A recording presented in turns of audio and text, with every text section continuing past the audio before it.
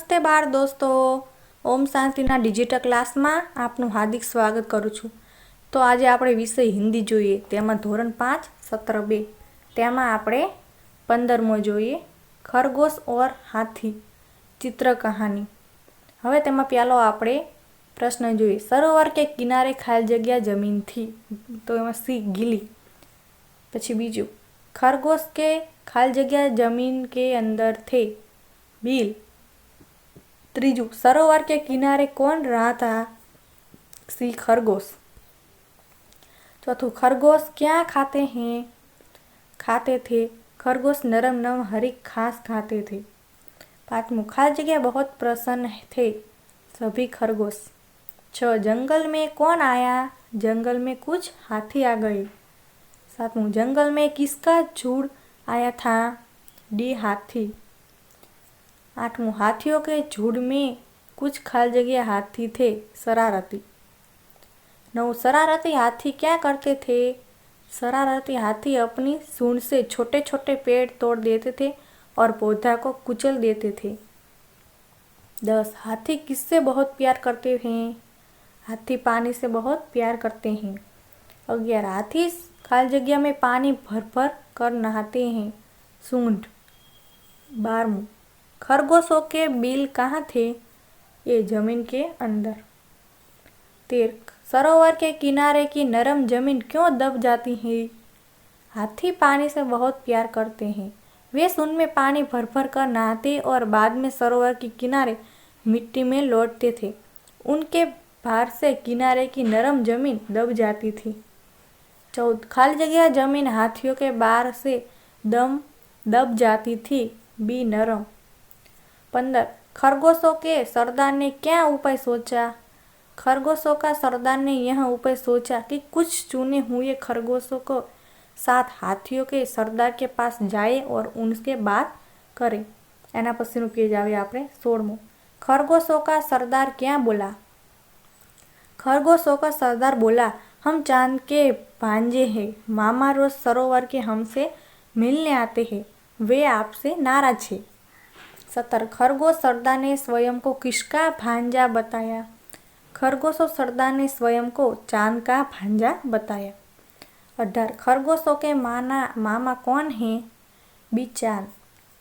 19, खरगोशों के मिलने हर रोज कौन आता था, खरगोशों मिलने हर रोज चंदा मामा आते थे। पूर्णमासी का चांद कैसा है, पूर्णमासी का चांद गोल और अधिक तेज वाला है। तालाब में क्या दिखाई दे रहा है, तालाब में चांद दिखाई दे रहा है, जो लहरों के साथ साथ ऊपर नीचे हो रहा था। 22, चंदा मामा के माफी कौन मांग रहा है, चंदा मामा से माफी हाथियों का सरदार मांग रहा है। 23, हाथियों का झुंड क्यों डर गया, सरोवर में उठने वाली लहरों के कारण चंदा मामा ऊपर नीचे हो रहे थे, यह दिखाकर खरगोश ने हाथियों को समझाया कि चंदा मामा गुस्से से कांप रहे हैं, यह सब देखकर हाथियों का झुंड डर गया। 24, निम्नलिखित शब्दों के समानार्थी शब्द लिखिए, हाथी तो गज, सरोवर तो झील, समीप तो पास, बंधु तो भाई, चांद तो चंद्रमा, धरती तो वसुंधरा, रात तो निराशा, पानी तो नीर, परिवार तो कुटुंब। હવે આપણે એના પછીનો જોઈએ 25મો, નિમ્નલિખિત શબ્દों के विरोधी शब्द लिखिए, गीली तो सुखी, प्रसन्न तो दुखी, रात तो दिन, प्यार तो नफरत, उत्तर तो प्रश्न, नरम तो सख्त। હવે જોઈએ 26મો, निम्नलिखित वाक्यों का मातृभाषा में अनुवाद कीजिए। सरोवर के किनारे गीली जमीन थी, सरोवरना किनारे भीनी जमीन हती, हम चांद के भांजे हैं, अमे चंद्रना भाने छीए। एना पछीनु, हाथियों के झुंड में कुछ शरारती हाथी है, हाथियोना टोळामां केटलाक तोफानी हाथी हता। खरगोशों के सरदार ने एक उपाय सोचा, ससलाना सरदारे एक उपाय विचार्यो। चंदा मामा गुस्से से कांप रहे हैं, चंदा मामा क्रोधथी कंपी रह्या छे।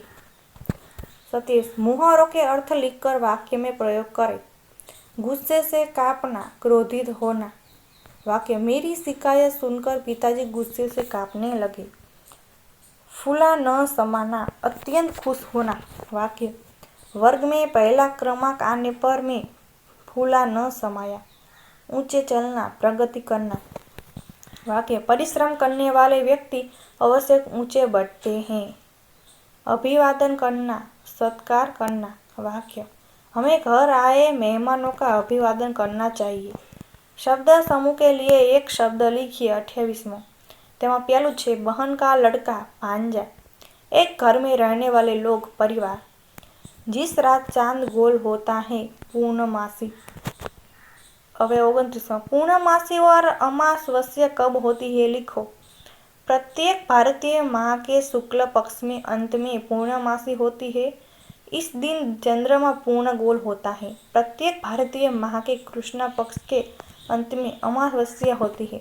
इस दिन चंद्रमा दिखाई नहीं हो देता है।